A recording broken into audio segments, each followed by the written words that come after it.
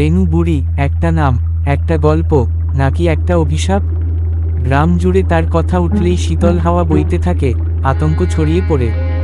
একা, নিঃসঙ্গ এক বৃদ্ধা, যাকে সমাজ ডাইনি বলে দূরে ঠেলে দিয়েছিল। কিন্তু তার মৃত্যুর পরই ঘটতে শুরু করলো অদ্ভুত সব ঘটনা। গভীর রাতে তার কুটির থেকে কান্নার শব্দ, বাতাসে ফিসফিসানি, আর যারা তাকে কষ্ট দিয়েছিল একে একে সবাই ভয়ানক অভিশাপে পড়ল। এটা কি শুধুই কাকতালীয়, নাকি রেনু বুড়ির আত্মা ফিরে এসেছে প্রতিশোধ নিতে? সত্যটা কি ভয়, গুজব, না বাস্তব? এই গল্পে লুকিয়ে আছে এক ভয়ঙ্কর সত্য, যা জানলে হয়তো তোমারও গায়ে কাটা দেবে। রেনু বুড়ি, এক ভয়ঙ্কর সত্য ঘটনা। রেনু বুড়ির নামটা শুনলেই গ্রামের মানুষের গায়ে কাটা দিয়ে ওঠে। কেউ বলে তিনি জাদুকরী ক্ষমতা রাখতেন, কেউ বলে তিনি ছিলেন এক অসহায় বৃদ্ধা, সমাজের অবহেলার শিকার। তবে এক রাতের ঘটনা বদলে দিয়েছিল সবকিছু। শুরুটা ছিল একেবারেই সাধারণ। গ্রামের শেষ মাথায় পুরনো একটা ছোট্ট কুটিরে থাকতেন রেনু বুড়ি। একা, নিঃসঙ্গ, স্বামী সন্তান বলতে কেউ ছিল না। জীবনের শেষ প্রান্তে এসে নিঃসঙ্গতাই ছিল তার সঙ্গী। দিনের আলো ফুরিয়ে গেলে কেউ আর তার বাড়ির আশেপাশেও ঘেঁষত না। কেন জানো? কারণ একটা গুজব ছড়িয়েছিল তিনি নাকি ডাইনি। ডাইনি? সে তো কেবল গল্পের বইতে থাকে। না গো, রেনু বুড়ির চোখের দিকে তাকিয়ে দেখো, ঠিক যেন ভূতের মতো জ্বলজ্বল করে। গুজবটা আস্তে আস্তে এমন জাঁকিয়ে বসে যে একসময় সবাই তাকে ভয় পেতে শুরু করল। কিন্তু বুড়ি কাউকে কিছু বলতো না, শুধু একা একা চুপচাপ থাকত। মাঝে মাঝে গভীর রাতে তার ঘর থেকে একটা চাপা কান্নার আওয়াজ ভেসে আসত। কেউ কেউ শুনেছে, কেউ কেউ শুনেও শুনতে পায়নি। ভয়ঙ্কর সেই রাত, শীতের এক অন্ধকার রাত ছিল সেটা। পুরো গ্রাম ঘুমিয়ে, কিন্তু হঠাৎ একটা বিকট চিৎকার, বাঁচাও, কে ওখানে? ওগো, কেউ আছে? এক যুবক ছুটে এল রেনু বুড়ির ঘরের সামনে। ভেতর থেকে ভেসে আসছে কাঁপা কাঁপা আওয়াজ, আমি জানি তোমরা আমায় নিতে এসেছ। যুবকটা দরজা ঠেলে ভেতরে ঢুকতেই যা দেখল, তাতে শরীরের লোম দাঁড়িয়ে গেল। বুড়ি মাটিতে পড়ে আছে, হাতে একটা পুরনো কাগজ। চোখ ফাঁকা, যেন কেবল দেহটাই পড়ে আছে। কিন্তু সেই কাগজটা, যুবক কাগজটা তুলে পড়তে লাগলো, আর তার চেহারা মুহূর্তেই ফ্যাকাশে হয়ে গেল। আমি রেনু, একদিন আমিও ছিলাম কারো মেয়ে, কারো বউ, কারো মা। কিন্তু আজ আমি শুধু একটা অভিশাপ। সমাজ আমাকে ডাইনি বানিয়ে ছেড়েছে। আজ যখন আমার দেহ থাকবে না, তখনও কি তোমরা আমায় ভয় পাবে? চিঠির নিচে একটা দাগ ছিল, রক্তের মতো লাল। যুবক পেছনে তাকালো, কিন্তু বুড়ির দেহ কোথায়? শুধু একটা জানালার পর্দা বাতাসে নড়ছিল। রেনু বুড়ির মৃত্যুর পরও গ্রামে একটা অদ্ভুত আতঙ্ক ছড়িয়ে পড়ল। দিনের বেলায় সব স্বাভাবিক থাকলেও রাত নামলেই একটা অজানা ভয় গ্রাস করত সবাইকে। বিশেষ করে যারা একসময় তাকে ডাইনি বলে গালি দিত, তারা যেন আরও বেশি ভীত হয়ে পড়ল। রহস্যের শুরু। সবচেয়ে ভয়ঙ্কর ঘটনা ঘটল বুড়ির মৃত্যুর ঠিক 7 দিন পর।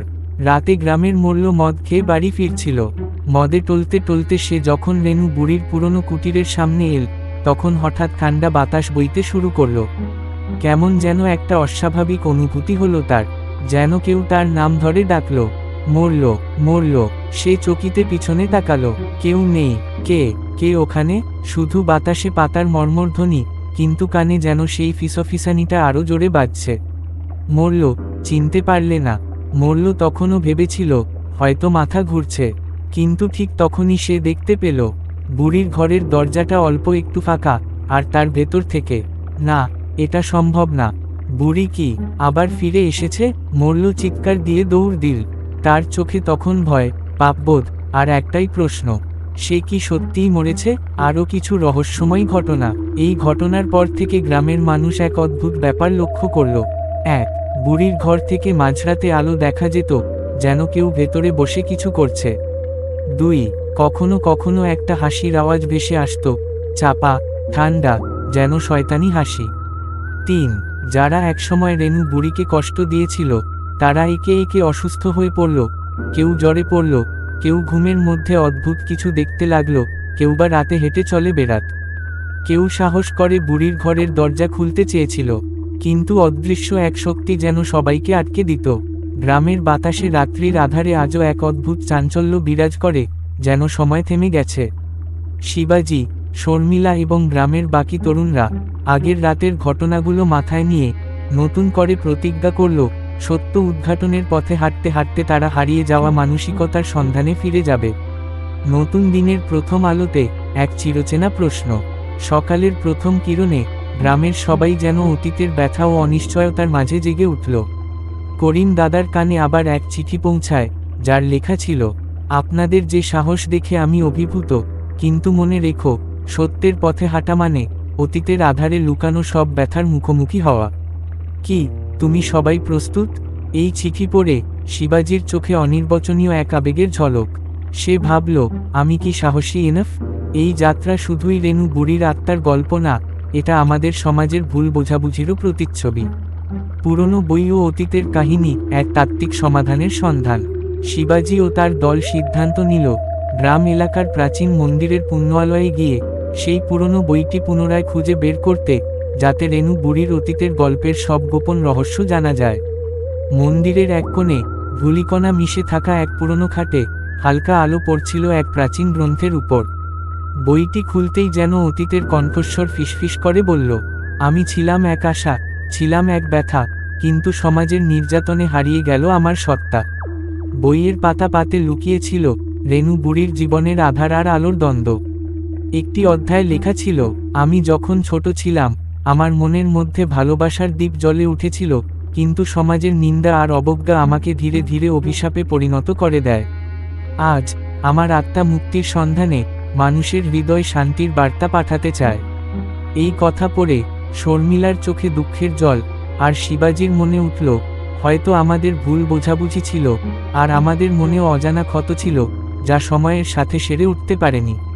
আত্মার ব্যথা, সমাজের অপরাধবোধ ও মুক্তির সন্ধান। অতীতের কাহিনী এখন শুধু একটা বইয়ের পাতায় লুকিয়ে থাকল না, বরং গ্রামের প্রতিটি কোণে যেন রেণু বুড়ির ব্যথা ছড়িয়ে পড়ল।